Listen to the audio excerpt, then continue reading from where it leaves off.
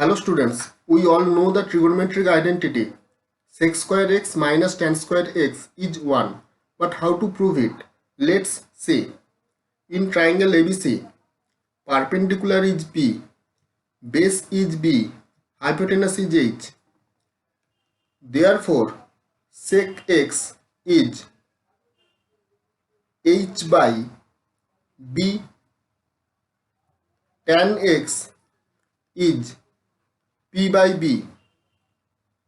Therefore, sec square x minus tan square x is H by B whole square minus P by B whole square, H square by B square minus P square by B square.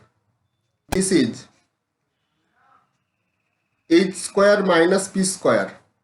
Since H square is P square plus B square, therefore H square minus P square is B square. This is B square by B square is 1.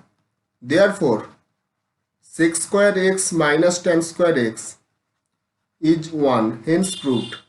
For more videos like this, do subscribe and share. Thank you.